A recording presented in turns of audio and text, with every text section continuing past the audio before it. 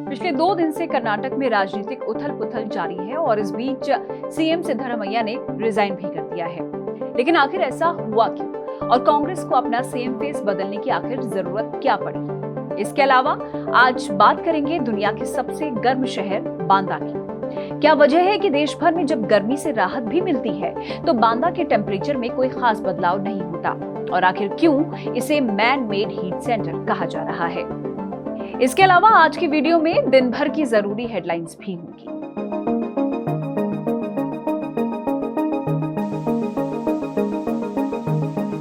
नमस्कार, आप देखना शुरू कर चुके हैं 28 मई का डीडी न्यूज। आज से आपको हमारे फॉर्मेट में कुछ चेंजेस नजर आएंगे। तो सबसे पहले बात कर्नाटक की करते हैं। कर्नाटक के कांग्रेस ऑफिस में आज दिन भर हलचल रही। आज दोपहर 3 बजे कर्नाटक के सीएम सिद्धरामैया ने रिजाइन कर दिया। बेंगलुरु में प्रेस कॉन्फ्रेंस में उन्होंने कहा, मैंने कहा था कि जब भी हाईकमान मुझे कहेंगे मैं रिजाइन कर दूंगा। कल हाईकमान ने मुझे इस्तीफा देने की बात कही। सिद्धरामैया आज दोपहर 3 बजे लोक भवन पहुंचे थे। उनके साथ deputy CM D K Shivakumar भी मौजूद रहे। सिद्धरामैया ने गवर्नर के सेक्रेटरी को अपना रिजिग्नेशन सौंप दिया है। Governor Thawar Chand Gehlot family issues के चलते बेंगलुरु से बाहर है। इससे पहले दिन में सिद्धरामैया ने बेंगलुरु में अपने घर पर मिनिस्टर्स के साथ ब्रेकफास्ट मीटिंग बुलाई थी, जिसमें उन्होंने सभी मंत्रियों को अपने फैसले के बारे में जानकारी दी थी। कर्नाटक गवर्नमेंट के मिनिस्टर एच के पाटिल ने बताया कि मीटिंग में ये डिसाइड हुआ है कि डीके शिव कुमार को अगला सीएम बनाया जाएगा। इस मीटिंग की कुछ फोटोज भी सोशल मीडिया पर दिन भर वायरल रही, जिसमें सिद्धरामैया और डीके शिव कुमार एक दूसरे को गले लगाते और डीके शिव कुमार सिद्धरामैया के पैर छूते नजर आ रहे हैं। माना जा रहा है कि डीके शिव कुमार को कल यानी कि फ्राइडे को कांग्रेस विधायक दल का लीडर चुना जाएगा। इसके बाद कांग्रेस शिव कुमार की लीडरशिप में गवर्नमेंट बनाने का दावा पेश करेगी। कई एक्सपर्ट्स ने तो ये भी कहा है कि जिस तरह बिहार में एनडीए ने फॉर्मर सीएम नीतीश कुमार के बेटे को मिनिस्टर पद दिया, उसी तरह सिद्धरामैया के बेटे को भी मंत्री पद मिल सकता है। अपार्ट फ्रॉम दिस, माना यह भी जा रहा है कि सीएम बदलने के साथ ही स्टेट कैबिनेट में भी चेंजेस होंगे। अराउंड 15 से 20 नए मिनिस्टर्स बनाए जा सकते हैं। माना जा रहा है कि डीके शिव कुमार के सीएम बनने के बाद सतीश झारकिहोली को कर्नाटक कांग्रेस का नया प्रेसिडेंट बनाया जाएगा। सतीश नॉर्थ कर्नाटका के बेलगावी के रहने वाले हैं और वो एसटी कम्युनिटी से आते हैं। उन्हें डीके शिव कुमार का काउंटर भी माना जा रहा है। डीके वोक्कालिगा कम्युनिटी से आते हैं, जो कि कर्नाटक में इन्फ्लुएंशियल, पॉलिटिकली डोमिनेंट और अगड़ी जाती है। अब सवाल है कि आखिर ऐसा क्यों हो रहा है और इस बदलाव की जरूरत क्या थी?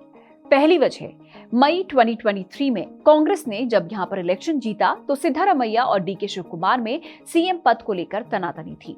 दोनों के ही सपोर्टर्स ये मानकर बैठे थे कि उनके लीडर को ही सीएम बनाया जाएगा। तब राहुल गांधी ने रोटेशनल सीएम फॉर्मूला तय किया था।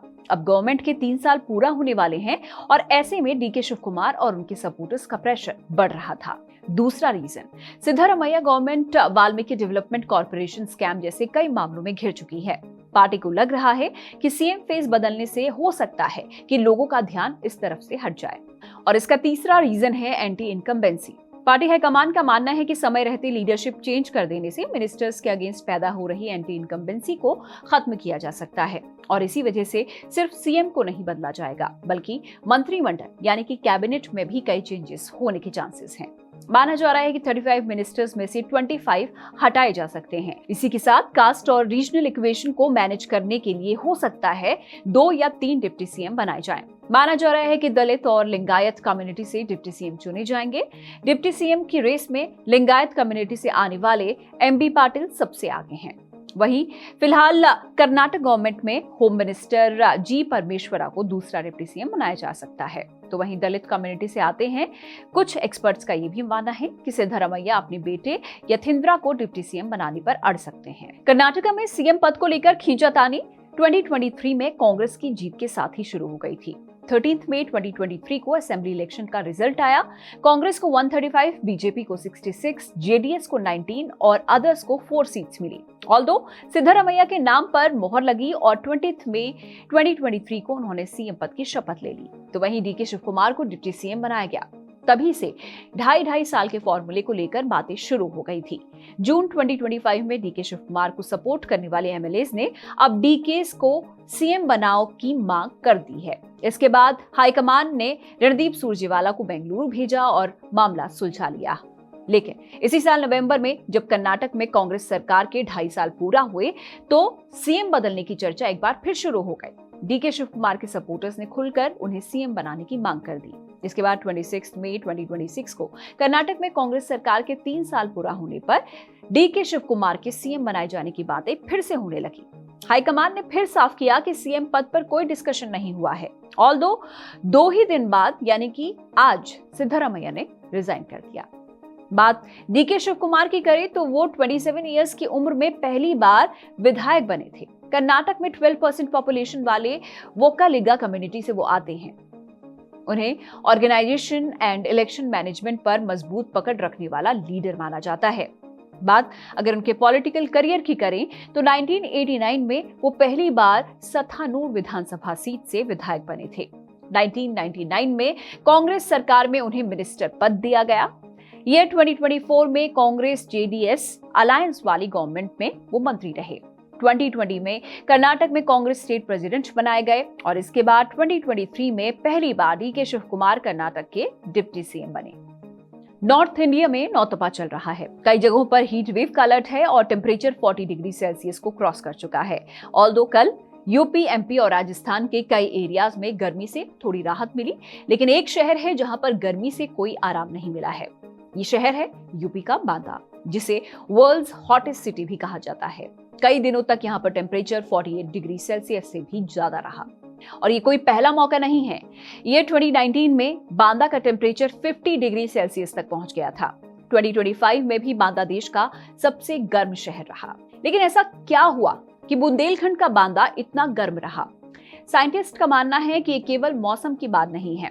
According to Indian Express, scientist ने कहा है कि यहाँ पर वेदर के अलावा कई इकोलॉजिकल रीजंस की वजह से टेम्परेचर इतना ज्यादा हो जाता है।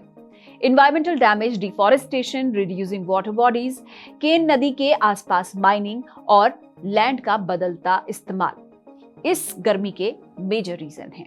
बांदा की सिचुएशन समझने के लिए सबसे पहले यहाँ की टोपोलॉजी को समझना होगा।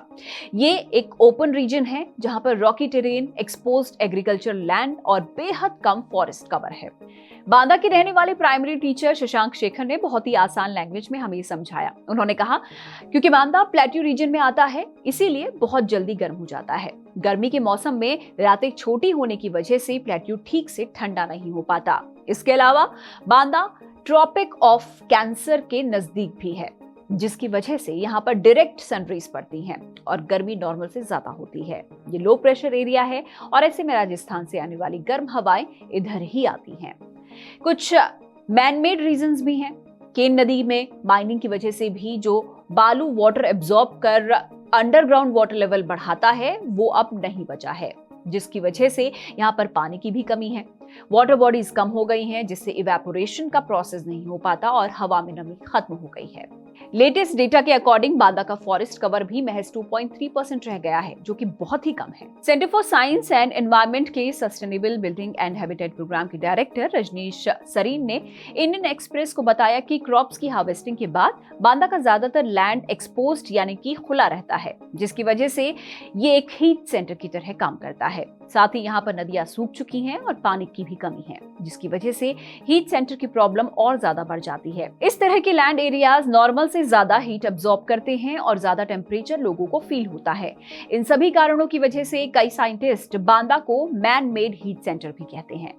इसके अलावा क्लाइमेट एक्टिविस्ट का कहना है कि ओवर द ईयर्स यहाँ पर पॉन्ड्स, हिल्स और फॉरेस्ट कवर कम होता गया। पहले यहाँ पर अच्छा फॉरेस्ट कवर होता था और ढेरों वाटर बॉडीज थी, जिसकी वजह से टेम्परेचर रेगुलेट हो जाता था। लेकिन पिछले कुछ समय में माइनिंग बढ़ी, फॉरेस्ट कवर और वाटर बॉडीज कम हो गई और अब टेम्परेचर आउट ऑफ कंट्रोल हो चुका है। डिस्ट्रिक्ट एडमिनिस्ट्रेशन ने बांदा में बढ़ती गर्मी के लिए एडवाइजरी जारी की है। डीएम ने ऑर्डर दिया है कि कोई भी लेबर दोपहर में काम नहीं करेंगे। साथ ही जगह जगह पर शेल्टर होम बनाए जाएंगे और लोगों को सुविधा के लिए कूलर लगाए भी गए हैं। लेकिन लोकल लोगों का कहना है कि इन एडवाइजरीज को सही ढंग से लागू नहीं किया गया है। खेती और मजदूरी करने वाले कई लोग अब भी भरी दोपहरी में काम करते हुए दिख जाते हैं।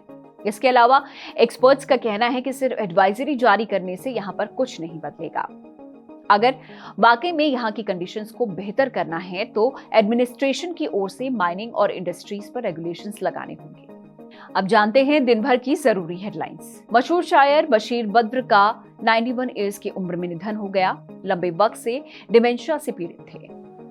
मध्य प्रदेश हाईकोर्ट ने गिरिबाला सिंह की अग्रिम जमानत रिजेक्ट की। Twisha Sharma dowry harassment case में है आरोपी। बीजेपी ने दिल्ली, पंजाब और हरियाणा के अलावा त्रिपुरा में पार्टी प्रेसिडेंट बदले। हर्ष मल्होत्रा दिल्ली बीजेपी के नए अध्यक्ष। देश भर में आज मनाई जा रही है बकरी ईद। दिल्ली, यूपी में ड्रोन से की गई मस्जिदों पर निगरानी। पीएम ने देशवासियों को दी शुभकामनाएं। असम विधानसभा में यूसीसी बिल पास, ऐसा करने वाला बना तीसरा राज्य। इनकम टैक्स रिटर्न 2 के लिए ऑनलाइन फाइलिंग शुरू। 31 जुलाई है लास्ट डेट। केन्या के बोर्डिंग स्कूल में लगी आग, 16 स्टूडेंट्स की डेथ। आज की न्यूज बुलेटिन में इतना ही। देखते रहिए जिंदाबाद। Bye bye.